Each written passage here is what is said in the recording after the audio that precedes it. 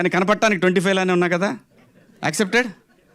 Okay okay, thank you. ఎందుకంటే లేకపోతే మళ్ళీ అన్ని నాన్న క్యారెక్టర్లు, తాత క్యారెక్టర్లు పెడతారు, అదో టెన్షన్ మొదలైంది. ఇప్పుడు 3 పిల్లలు ఎద్దులాలు ఉన్నారు, ఆ ఎద్దుకు నేను ఒక ఎద్దులాగా కనపడతా దాంట్లో. సో అంటే మేమిద్దరం మా డైరెక్ట్ వెళ్ళిపోయాడు, ఇతను మళ్ళీ బాత్రూమ్కి వెళ్ళాడు. అతని సక్సెస్కి పడిపోతున్నాయి, అర్థం కావట్లేదు ఏం చేయాలో దాని తర్వాత.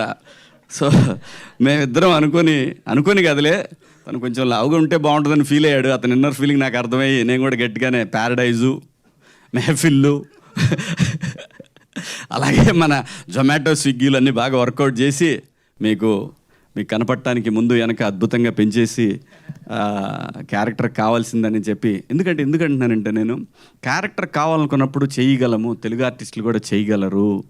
దయచేసి ఆర్టిస్ట్ అనేవాడు చెయ్యగలడు అని అనటానికి చాలా చాలా చాలా క్యారెక్టరైజేషన్లో మీకు కనిపిస్తూ ఉంటాయి. సో కొన్ని పాత్రలు అలా వచ్చినప్పుడు వాటిని వాడుకున్నప్పుడు డెఫినెట్గా ఇలాంటి బాగుంది అనే అప్రిషియేషన్ వస్తుంది.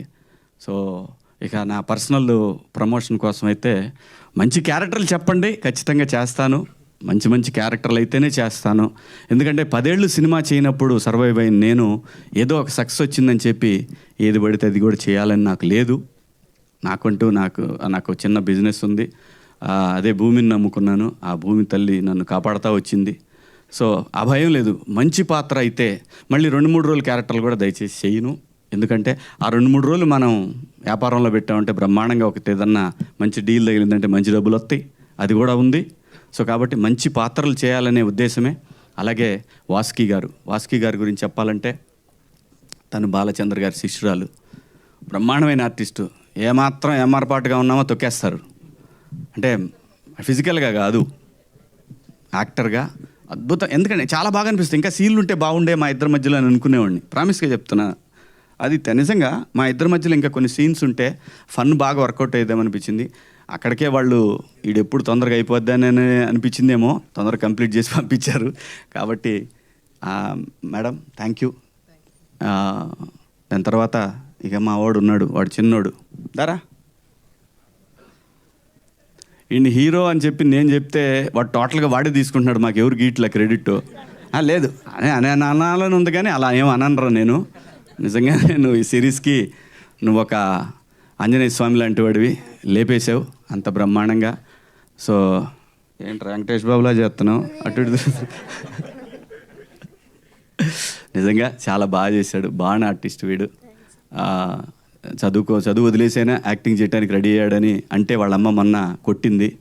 సో కాబట్టి అదేం లేదుగా, చదువు చంపేస్తా, లేకపోతే సెట్టుకొచ్చి కొడతా. సో మంచి ఆర్టిస్టు అందరూ, ప్రతి ఒక్క పాత్ర అద్భుతంగా చేశారు. ఎవరు కూడా ఈ సినిమాలో వాళ్ళు చేశారు వీళ్ళు చేశారు ఏమీ లేదు. ప్రతి పాత్ర అద్భుతం. ఏ పాత్ర కేబుల్ మా డైరెక్టర్లు 2 చేశారు దీంట్లో. ఒకతను కేబుల్, ఒకతను ఇంకొక అతను కరాటే మాస్టరు, 3 ఆయన ఎవరు, అమ్మో మర్చిపోయా, మా డిఈఓ గారు వేణు ఉడుగుల. ఆయన ప్రతి ఒక్క క్యారెక్టరు. అలాగే ఆ బాక్సులు తీసుకొస్తాడు, మా ప్రొడక్షన్ ఆయన చేశాడు కదా, బాక్సులు తీసుకొచ్చి ఆయన ప్రతి క్యారెక్టర్కి ఐడెంటిఫికేషన్ వచ్చిందంటే థ్యాంక్ యూ ఆదిత్య. ఇది నీ వల్లే సాధ్యమైంది, నీ రైటింగ్ వల్లే సాధ్యమైంది. ఎందుకంటే మేమందరం కలిసి నీకు పెద్ద సక్సెస్ ఇచ్చి నేను ఎత్తిన పెద్ద బండరాయి పెట్టాము, దాన్ని మొయ్యలేక సావాలి నువ్వు ఇక్కడి నుంచి.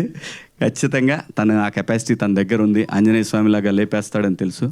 Thank you ETV, thank you Naveen గారు, థ్యాంక్ యూ సో మచ్. ఇంకెవరైనా మిస్ అయినా అదిగో మావాడు ఇట్రా, మీరు ఆర్టిస్ట్గా చూడకండి, పెద్ద డైరెక్టర్ అవుతాడు, రాసుకోండి ఈ మాట నేను చెప్తున్నా ఈరోజు.